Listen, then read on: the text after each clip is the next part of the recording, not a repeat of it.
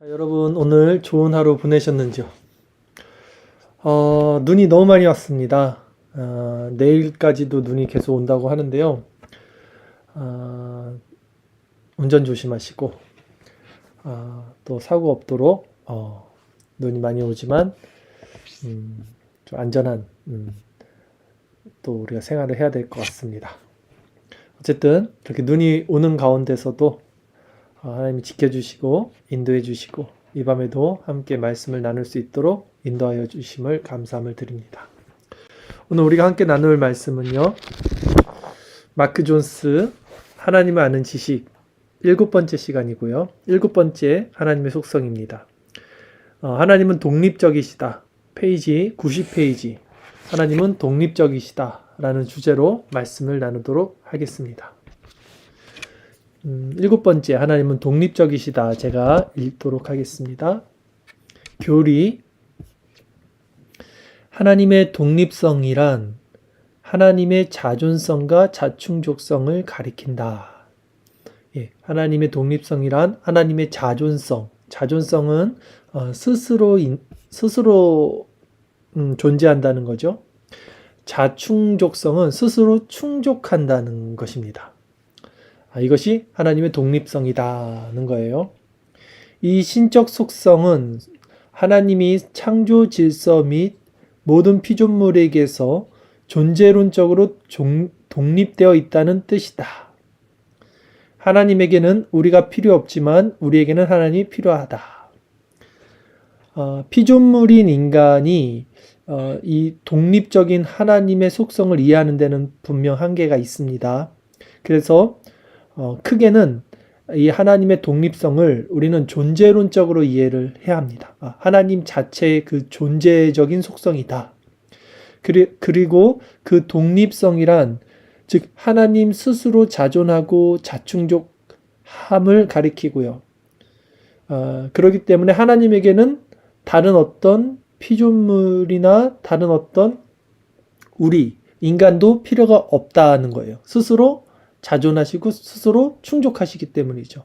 그러나 우리는 하나님이 필요합니다. 왜냐하면 우리는 의존적 존재입니다. 존재론적으로 하나님은 독립적 존재이시지만 인간은 존재론적으로 의존적 존재, 즉 피조물이라는 것이 피조물이기 때문이죠.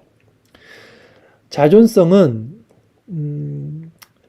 하나님이 자기 실존을 전적으로 자기 자신에게서 이끌어낸다는 개념이다. 스스로 하나님은 존재하기 때문에 존재하신다. 이 자존성입니다. 이는 하나님의 존재면에서 하나님의 자충족성을 표현하는 개념이며 이 개념은 모든 일에서 하나님의 철저하고도 완전한 독립성을 암시한다. 단어 개념이 조금은 어려운데요. 그냥 쉽게 하나님의 독립성, 자존성, 자충족성 같은 의미다. 이렇게 이해하셔도 됩니다. 하나님은 그 무엇으로부터도 유래하지 않으신다. 가장 순전한 행위, 즉 완전히 실현된 존재로서 하나님은 오로지 자기 자신으로서 그리고 자기 자신으로부터 존재하신다. 하나님은 하나님 자신의 원인이 아니다. 왜냐하면 하나님에게는 원인이 없기 때문이다. 하나님은 그저 존재하실 뿐이다. 굉장히 말이 어렵습니다. 하나님의 독립성을 표현하기가 참 쉽지 않아서 이런 말들을 쓰는 거고요. 하나님은 하나님 자신으로부터도 원인이 아니라는 거예요. 인과관계죠. 원인이 있으면 결과가 있다. 그런 것이 아니라 하나님은 존재론적으로 독립된 존재다. 그래서 하나님은 원인이 없고 하나님이 그저 존재하실 뿐이다. 이 말입니다.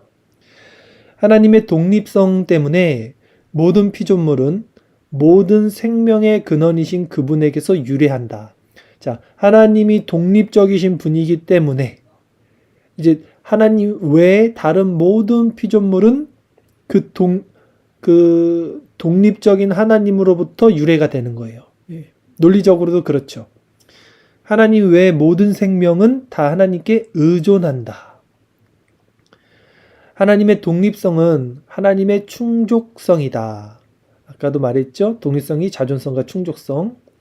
성부, 성자, 성령은 모두 서로를 만족시킨다. 삼위일체 하나님은 스스로 충족하신다는 것이죠. 하나님은 생명 자체이시며 그래서 하나님 외에는 모든 것이 다 하나님에게서 생명을 얻는다. 하나님의 생명은 몇 가지 면에서 우리의 생명과 다르다.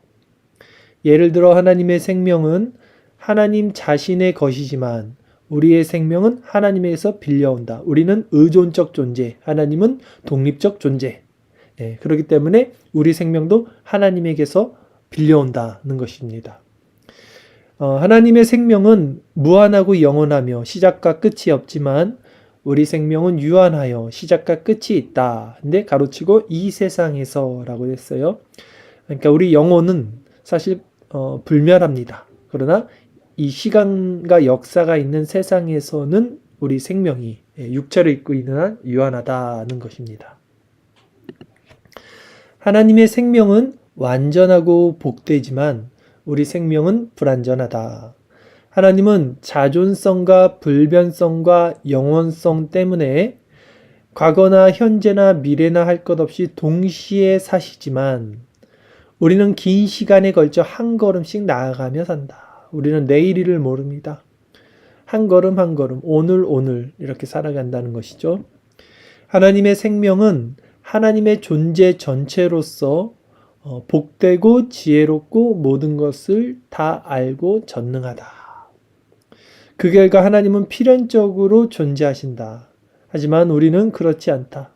우리는 불멸하시는 하나님을 섬긴다. 우리가 이 세상에 온 것은 우리를 창조하시려는 하나님의 자유로운 결정 덕분이다. 했습니다. 자, 하나님이 우리를 창조하신 이유는요, 무엇이 부족하거나 무엇을 원해서가 아니라 그냥 하나님의 그 깊으신 또 그분의 뜻인 것이죠. 왜냐하면 하나님은 부족한 분이 아니십니다. 하나님은 스스로 계셨고 삼위일체가 영원부터 영원까지 함께 계시기 때문에 서로 충족하고 자존하는 존재이십니다. 그래서 우리가 이 세상에 온 것은 하나님이 이제 하나님의 뜻이다. 하나님의 창조 사역, 하나님의 자유로운 결정 때문이다라는 것입니다. 그리스도의 의존 상태에 대해서 이제 말씀 나누겠습니다. 하나님의 아들은 예수 그리스도죠. 신적 본성에 따라 자기 자신 안에 신적 생명을 소유하신다. 그래서 신인으로 예수 그리스도께서는 땅에 오셨죠. 성부, 성자, 성령은 모두 자존하신다. 스스로 존재한다는 것이죠. 성부, 성자, 성령 모두 나뉘지 않는 동일한 본질을 공유하신다. 호모우시우스, 동일 본질. 따라서 한 분 하나님이 삼위로 존재하신다. 이게 삼위일체에 대한 설명이죠. 그래서 창세기 1장 때부터 흑암이 깊음 안에 있고 수면에 하나님의 신이 운행했고 이런 부분이 이제 삼위일체 하나님이 다 태초부터 자존하시고 삼위로 존재하심을 이제 우리가 알 수 있는 대목이었죠. 성경 다른 곳에서 그리스도는 이렇게 말씀하신다. 살아계신 아버지께서 나를 보내심에 내가 아버지로 말미암아 사는 것 같이 나를 먹는 그 사람도 나로 말미암아 살리라. 성부께서는 영적 생명을 우리에게 직접 주시지 않고 아들, 곧 생명의 주를 통해 주신다. 그리스도 안에 생명이 있으며 그 생명은 사람들의 빛이다. 인간의 죄로 말미암아 이제 하나님과 인간의 관계가 끊어지고 나서는 그리스도를 통해서 하나님은 이 역사를 이루시는 겁니다. 그래서 그리스도 안에서 그리스도를 통해서 그리스도와 함께 그리스도와 연합되어 우리는 다시 이 시간과 공간을 초월한 영원의 영적 생명을 하나님으로부터 받을 수 있다. 그 방법, 그 길은 오직 그리스도를 통해서만이다. 왜냐하면 하나님의 공의의 심판이 그리스도로 말미암아 그 의를 충족시켰고 그러므로 우리의 죄가가 그리스도와 함께 십자가에 못 박혔기 때문에 이제 우리는 그리스도를 통해서만 예, 신적인 하나님의 은혜의 길로 연합이 될 수 있다. 이제 이 얘기입니다. 그리하여 그리스도는 우리의 생명이 되셨다. 하나님의 독립성은 필연적으로 지상에 계시는 신인으로 하여금 예수 그리스도죠. 의존적 존재가 되게, 그러니까 예수 그리스도가 성자 하나님인데 삼위일체 하나님의 본질이 무엇입니까? 속성이 자존성이잖아요. 스스로 존재합니다. 그럼에도 지금 성자 하나님이 이 땅에 신인으로 오셨어요. 즉 인간의 몸으로 오셨다는 거죠. 그래서 성부로 하여금 의존케 하셨어요. 예, 그 이유가 무엇이냐는 것이죠. 바로 우리의 죄 때문에 우리의 죄를 대속하기 위해서, 하나님의 공의를 실천하기 위해서 신인으로 오셨고, 그 인간된 예수 그리스도가 하나님을 의존하는 것처럼 우리도 그리스도를 의존해서 이제 그리스도 안에서 우리가 하나님께 나갈 수 있다. 의존적 존재로 나갈 수 있게 됐다. 이 얘기입니다. 뿐만 아니라 그리스도에게 연합한 모든 이들에게 의존 상태를 영원히 요구한다는 것입니다. 자, 적용면을 보도록 하겠습니다. 하나님의 독립성과 자충족성을 생각해 볼 때 어쩌면 우리는 의아해 할 수도 있다. 하나님이 그 무엇도 전혀 필요로 하지 않으시는 분이라면 도대체 왜 우리 걱정을 하시거나 우리에게 신경을 쓰시는 것일까? 하나님께서 우리를 창조하신 것은 우리를 필요로 하셨기 때문이 아니라 우리를 사랑하셨기 때문이다. 하나님께서 우리를 사랑하심은 그저 그렇게 하기로 결정하셨기 때문이다. 우리를 얼마나 지극히 사랑하시는지 하나님은 우리가 목적이 이끄는 삶을 살게 하시기보다는 전폭적으로 의존적인 삶을 살게 만들고자 하신다. 이 마크 존스가 의도적으로 지금 목적이 이끄는 삶이라는 이 말을 쓴 겁니다. 이 목적이 이끄는 삶 아시죠? 릭 워렌 목사의 책 제목인데, 이제 하나님께서 우리를 사랑하시는 것은 우리가 목적이 이끄는 삶을 살게 하시기보다는 하나님을 전폭적으로 의존하게 하기 위함이다라 그랬어요. 저도 예전에 목적이 이끄는 삶 이 책을 읽었습니다. 그리고 참 은혜를 받았어요. 참 좋아요, 책이. 근데 이제 복음주의권에서는 이 책이 굉장히 히트를 쳤죠. 근데 여러분이 만약에 이 책을 읽고 이 책의 문제점이 뭔지를 파악하지 못한다면 여러분은 아직도 하나님의 주권을 정확히 알지 못하는 거예요.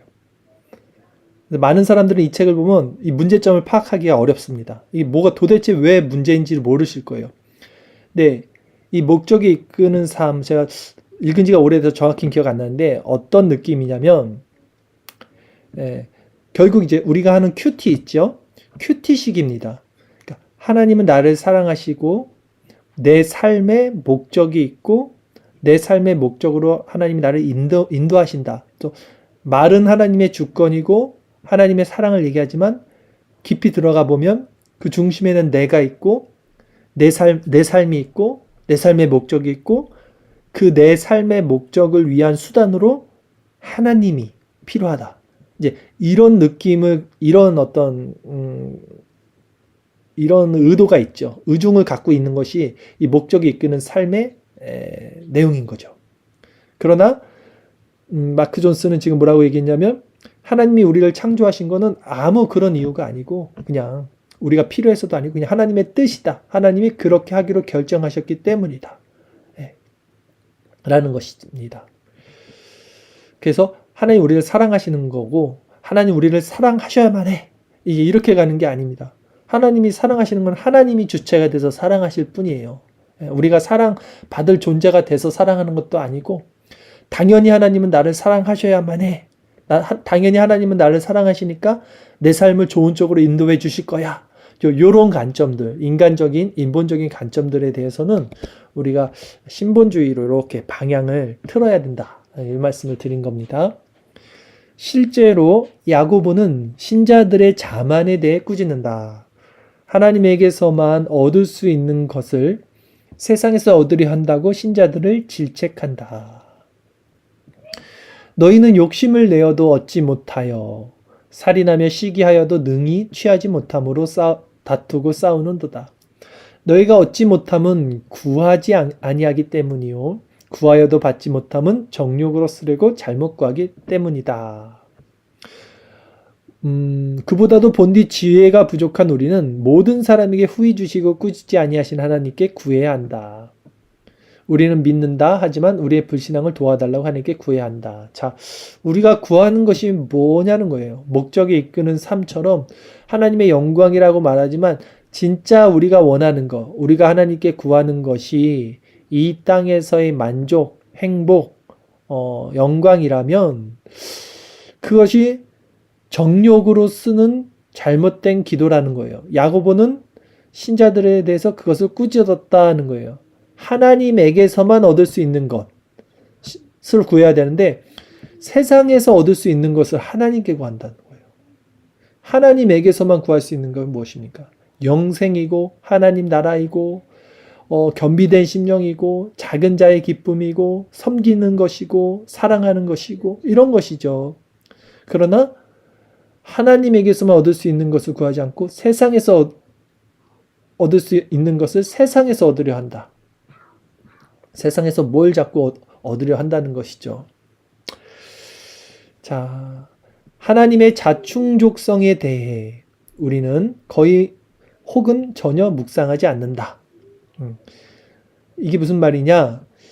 하나님은 스스로 충족하시는 분인데 스스로 존재하시는 분이고 충족하신다는 게 쉽게 얘기해서 자력발전소와 같은 겁니다.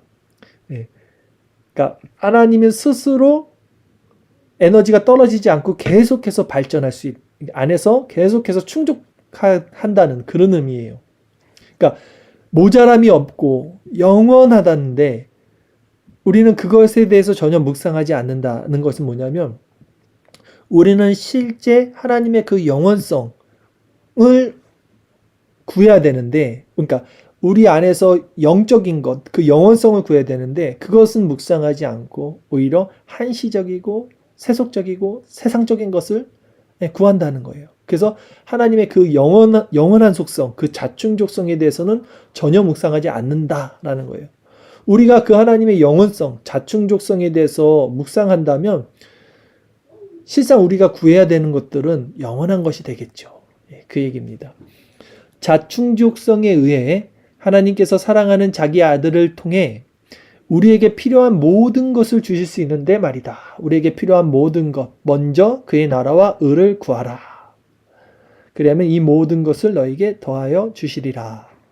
하나님께서 우리가 바라는 것보다 더 많이 주고자 하신다는 이 영광스러운 진리에 우리는 얼마나 더 집중해야 하겠는가 했습니다. 자, 오늘 짧게 마무리했습니다. 하나님의 독립성, 하나님은 독립적인 분이시다라는 내용을 살펴봤고요. 하나님의 자충족성, 하나님의 자족한 속성에 대해서도 살펴봤습니다. 하나님의 그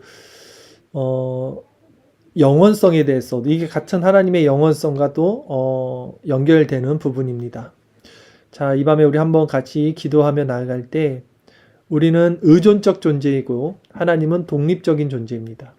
의존적 존재가 독립적인 하나님께 구해야 될 것은 한시적이고 유격적이고 세속적인 것이 아니라 하나님의 그 영원성에 부합하는 그 하나님의 그 아주 충족하시는 그 성품에 부합하는 것을 우리는 구해야 되죠.